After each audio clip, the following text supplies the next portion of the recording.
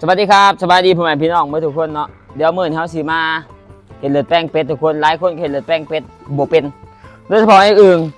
thank you ไอ้อึ่งเด้อสปอนเซอร์เด้อนี่อึ่งว่าเห็ดเลือดแป้งเป็ดให้แน่ว่าซั่นเฮาก็เลยสิจัดให้เด้อไอ้อึ่ง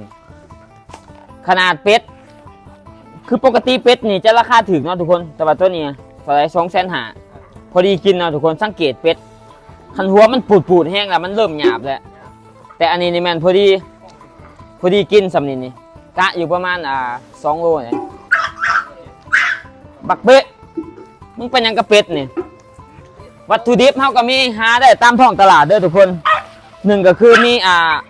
ผักหอมป่น2หมักพริกดิบ3หมักถั่วแล้วก็หมักนาวโพชิงไข่สิ่งที่ขาดบ่ได้แล้วก็มีหมักเรียนเฮาเสร็จต้มแล้วก็มีกระปอกกะปิหมักถั่วดินคืออันนี้นี่เฮาสิโอ้ยมึงเป็นหยังกระเป็ดนี่ฮะมึงเป็นหยังตอนนี้เฮาก็เสร็จเลือดแป้งเป็ดเห็ดเจมยูโน่เหี่ยวอีสังมาเนาะเพราะว่าต้นหับเพิ่นต้นหับก็โดนเติบไปนี่อยู่ 3-4 เดือนทุกคนว่าตอนนี้ก็กำลังข้างหม้อเดี๋ยวเฮาสิลวกเป็ดแล้วก็สิมาเอาเลือดบ่ฮู้ว่าตอนเอาเลือดนี่สิถ่ายได้บ่แต่ว่าตอนผสมน้ำปลานี่ก็เสร็จให้ทุกคนเบิ่งเนาะอันนี้คือสูตรสำคัญเลยเนาะทุกคนเนาะคนเห็ดเลือดแป้งนี่ส่วนใหญ่ก็เห็ดบ่กล้าเนื่องจากว่าผสมน้ำกับน้ำปลานี่พิษคือเฮาสังเกตเลยเนาะคันเป็ดตัวใหญ่เฮาก็ใส่บวงใหญ่คันเป็ดตัวน้อยเฮาก็ใส่บวงน้อยคือบางคนคันบ่มีบวงใหญ่ก็เอาบวงน้อยเอามาคูณกันเอาแต่ว่าอันนี้เฮามีบวงใหญ่เฮาก็เฮ็ดแบบเอาบวงใหญ่เลยคือน้ำปลาเนี่ยต้องเป็นน้ำปลาตัวนี้เด้อทุกคนน้ำปลาฟ้าเขียวคือน้ำปลาเบียดเนี่ยมันจะออกนัวๆเนี่ยคือน้ำปลาตัวนี้แม่นได้น้ำปลาอื่นนี่บ่ได้กะไปเลยอันนี้3ถ้ามันบ่นัวมันก็บ่กล้าสิไอ้กับมันนัวมันก็บ่กล้าสิ นัวกับบ่กล้าแล้ว1เฮากะเอา3บวกน้ำปลาผู้อยู่มีการมีบ่น้ำปลานี่แบบนี้มีเอาไปมีแต่ว่าเป็นภาษาอังกฤษเลย3 บวงน้ำปลา3 บวงต่อน้ำ5 บวง1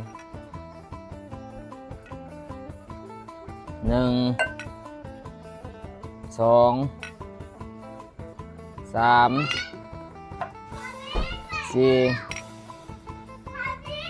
5โอ้แน่นอนว่ะว้าว โอ้ได้ยังลูกคือแล้วเนาะทุกคนตัวนี้หลังจากนั้นเขาก็ปาดเป็ดปาดเลือดเป็ดใส่แล้วก็คนแล้วก็เวลาสิเห็นทำมันกล้ามฮะก็เห็ดอีกบาทหนึ่งเดี๋ยวสิถ่ายทุกคนเบิ่งอีกบาทหนึ่งแต่บ่ฮู้ว่าถ่ายเลือดได้บ่ฮะเบื่อบ่ถ่ายเลือดเป็นจังซี่เฮาก็ไปเกรดสีให้มันเป็นจืดๆเอาก็ได้ไปเดี๋ยวสิไปเกรดสีให้มันเป็นจืดๆเนาะเดี๋ยวตอนนี้เฮาก็ซอยนะทุกคนเนาะคืออันนี้นี่ต้องซอยเด้อทุกคนเวลาโหยใส่เลือดแป้งนี่จะคักหมักลิ้นหมักนาวพักเพิกเดี๋ยวเฮาสิเฮ็ดให้เบิ่งอีกบาทหนึ่งเนาะไปเดี๋ยวต้มเป็ดให้มันอันนั้นก่อนต้มน้ำเป็ดให้มันร้อนก่อนบัดนี้ปาดคอเป็ดเนาะทุกคนเนาะแต่คือบางคนเนี่ยเขาก็บ่ได้ปาดคอมันดอกเนาะปาดบอนกล้องปีกมันก็ได้คือคอเนี่ยมันจะมีหลอดลมมันอยู่นี่มันก็จะมีพวกเศษอาหารเป็นพวกปลาแซลมอนอีสังที่มันกินนะแต่ว่าเขาจะปาดบอนนี่มันเอาเนาะปาดบอนกล้องปีกมันนี่นะอันนี้จะถือเส้นเลือดใหญ่มันปาดไม่ได้เลือดโจกออกมาเดียว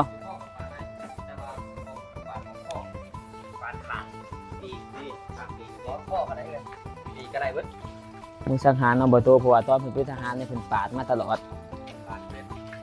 บ่ปาดคอนายพลเห็นบอกถึงไล่ออกจากทหารนี่เอาบ่อนใดกลับก่อนนะผู้ปีก็หลายดีเลยไง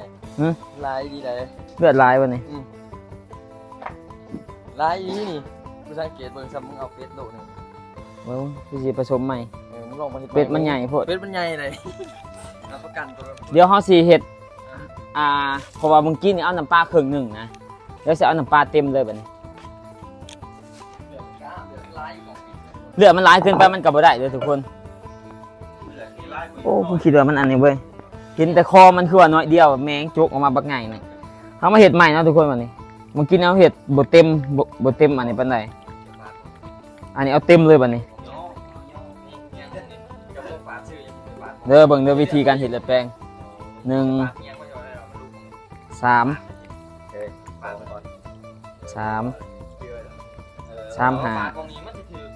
เอาเต็มเลย2 3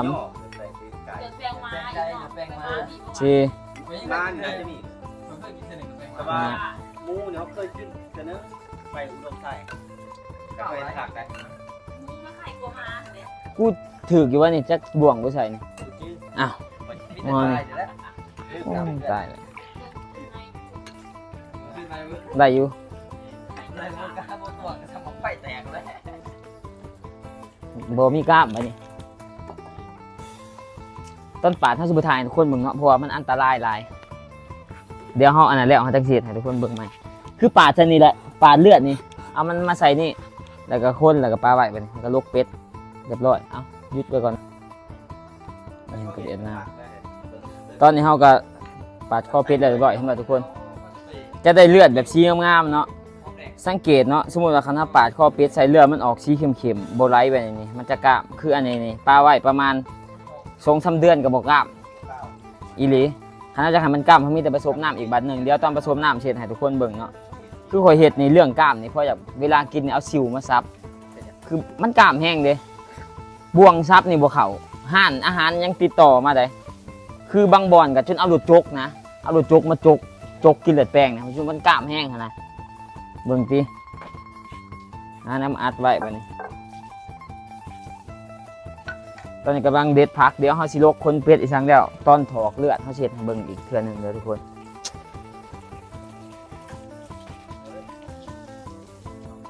นะเดี๋ยวเฮาสิลกคนเป็ดเนาะทุกคนเนาะเป็ดกระโตบักใหญ่นะคันนี้เป็ดแก่มันลกง่ายอยู่แล้วเนาะคันเป็ดอ่อนนี่ก็ลกยากในนั้นนึงเตรียมผักอีกครั้งแล้วเบิดเลยเนาะตอนนี้เด้นี่แหละผักหน้าดองบ่ใช่เพราะว่า2คนมานี่เว้าพื้นโซพนาเนาะเฮ็ดเป็นแป้งกับบ่กล้ามบ่แซ่บอีกเฮ็ดแป้งต้มเอาอีกบ่กินสิหนี้แล้วว่าซั่นเฮ็ดแต่แป้งบ่แซ่บอ้าวโอ้เว้าพื้นว่าโซพนาเฮ็ดของกินบ่แซ่บมานี่มีแต่แนวแซ่บๆว่าซั่นเดี๋ยวเฮาเฮ็ดให้กินเนาะทุกคนเนาะเฮ็ดแป้งจังหน่อยฮะที่นี่แหละโซพนาก็แซ่บนำอยู่นะนี่ก็บ่มาบ่ว่าจะกินฮอดกันแล้วทางไหนก็ได้ตอนนี้ก็ได้สร้างดอกไฟมานำเนาะทุกคนเนาะโอ้สร้างพี่ดึกอะไรมันเตื่อยมาจากเป็นกับ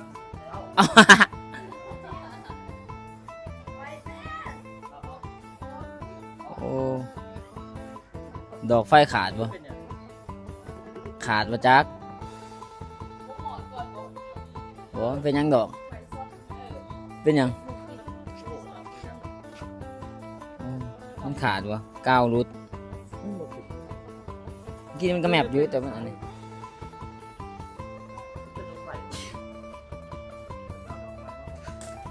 เพื่อนก็งามอยู่แต่ว่าบ่เป็นตาสแตกเนาะสร้างก็ได้นี่นะนี่ตัวนี้ซื้อนี่46,000เพื่อนตัวมงซื้อๆนะเขาเอิ้นว่าแผ่นอะคริลิกมุงอะคริลิก46,000กันน้ำช่างก็บ่ได้แล้วทีมงานมาแล้วทุกคนนี่แหละเนาะไผมาเฮือนก็ติดใจเรื่องเอาหอกอาหารในเฮากับบริการเต็มทีอยู่กันแบบพี่น้องครอบครัวนะเบาเจมยังอยู่หลังบ้านอยู่นะตอนนี้หลินกับวันดาถือกันขนาด2 คนกันเลยชิ้นในตอนมักไงนี่ซ้ำชิ้นงัวเลยนั่นเขาเห็ดถาดเดียวใหญ่ๆด้วยเนาะโอ้ใครเนี่ยว่าคนลายเนาะเห็ดซอยกันมันสบาย ที่ไปปักซองคนเป็นทลายเห็ดผู้เดียวไปก็บ่เป็นตอนนี้กำลังซอยเด้อทุกคนเฮาซอยแล้วเฮาจะมาขั่วเด้อนี่เบิ่งเด้อไอ้อึ่งเฮาลอกเอาซีนอันนี้มันเป็นซีนบอลเอิกมันลอกเอาซีนตัวนี้ปุ๊บเฮาก็มาซอยน้อยๆคือสูตรตัวนี้เฮาบ่ได้ต้มก่อนเนาะคันเอาไปต้มก่อนนี่ก็แล้วแต่คนมักแต่ว่าขั่วนี่มันก็จะหอมกว่า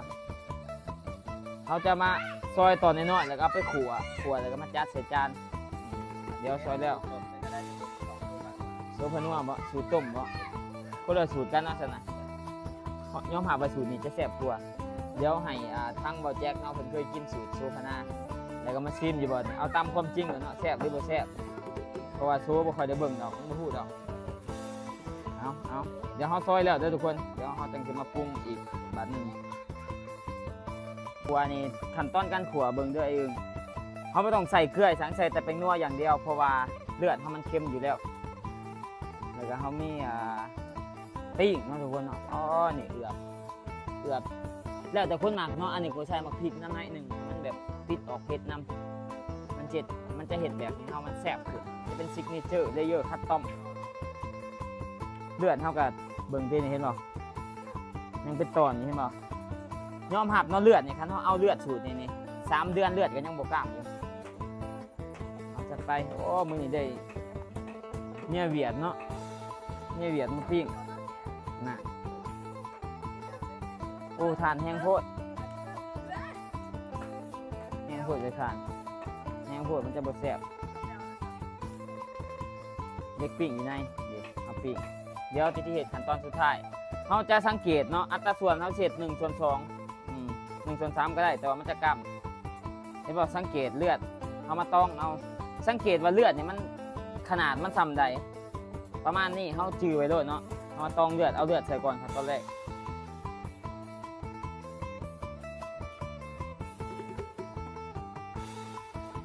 อัตราส่วน1:2ใช่ปะหลังจากนั้นเขาก็มาเอาน้ำนี่ใส่ซ้ำกันกับเลือดบางหนึ่งแต่ว่าใส่2 เถื่อ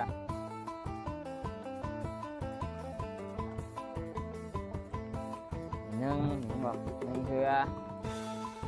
2 เถื่อบางคนนี่ก็เอาน้ำต้มเป็ดก็ได้เนาะแต่ว่าอยากกินไว้ก็น้ำดื่มธรรมดาปกติก็ได้2หลังจากนั้นก็คนเล่บสูตรนี้จะกล้ามไว้เรื่อยๆทุกคนประมาณบ่หอดนาทีพอกันแล้วป่ะนี่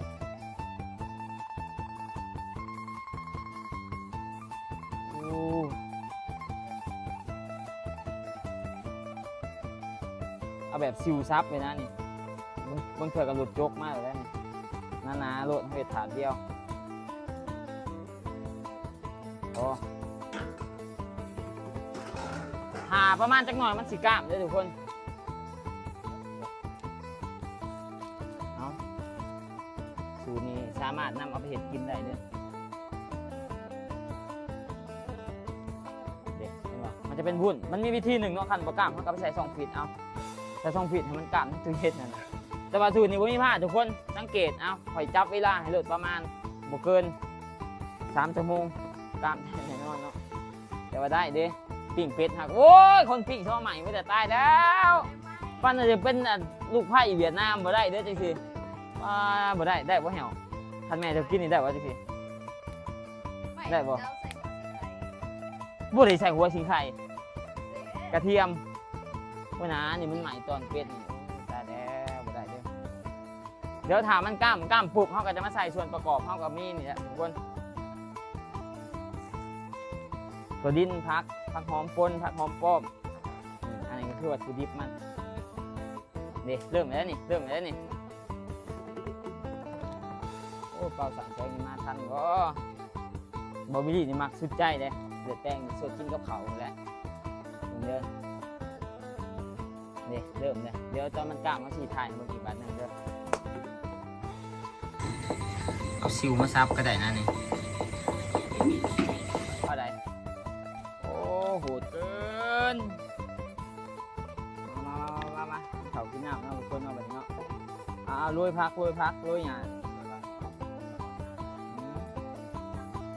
โอ้ โอ้คืออยากจมวะโอ้แต่ว่าก็ได้อยู่นะทุกคนผู้ถ่ายเลือดไล่ก็ได้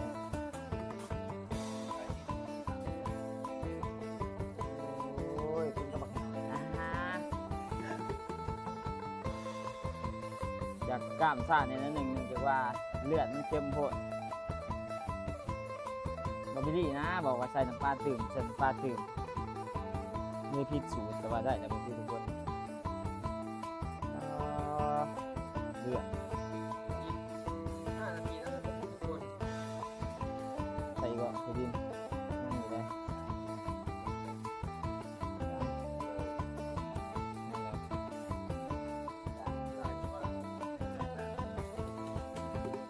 แท้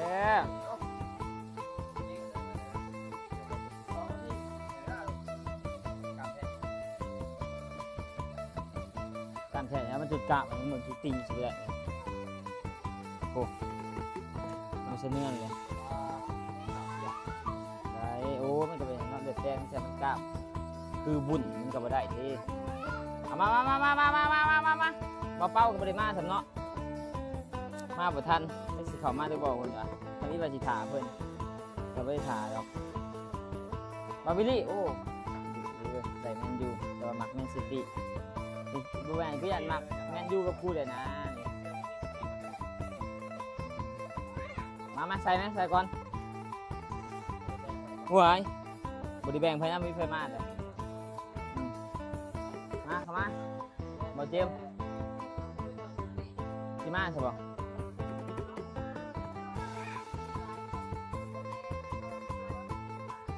มันโอ้ยอย่าได้บัดนาที่เห็นคิดใหม่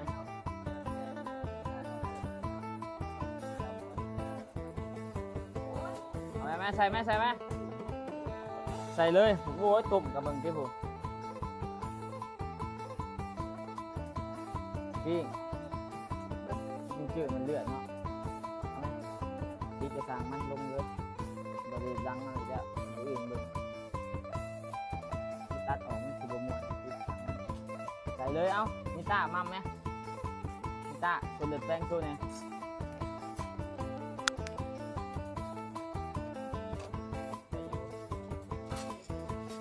ไปนิต้าใส่ก่อนหมูเนาะมาเจมปิ้งคักได้เดี๋ยวว่ามาเฮือนไอ้บิ๊กไปกินข้าวกินน้ำคือไปเฮือนบะทูบ่ได้แล้วเนี่ยมีแต่มื้ออื่นมีแต่สิสรุปมื้ออื่นสิสรุปรายจ่ายว่าเบิดเท่าไรกะเจ้าเก็บเงินมาให้อ้ายก็ได้ค่าน้ำค่าค่าไฟไรเอาเบิดค่าข้าวอีกบ่เหี่ยวนี่กินข้าวร้ายบางทีจนตุยออก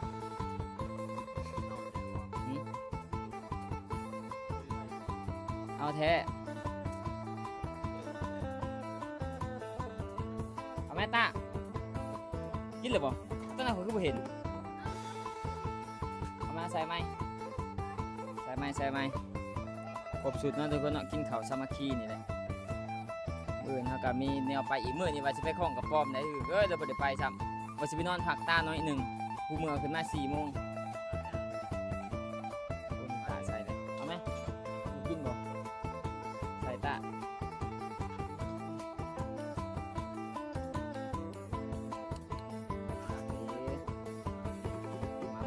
มัมเลยไปเลยแล้วเราจะกินเขาทุกคนเอาไปเนาะและถ่ายทุกคนลงแบบนี้แหละเอาแบบนี้ถ่ายกันกินหลายไปเอาจิตใจไว้นะนี่ต้นมาอยากเมื่อเบิดไปกันเลยมันม่วนแห้งเลยบายเดี๋ยวทุกคนเจอกันคลิปหน้าขอบใจที่เบิ่งคลิปนี้จนจบเนาะ thank you ทุกคนสื่อละบาย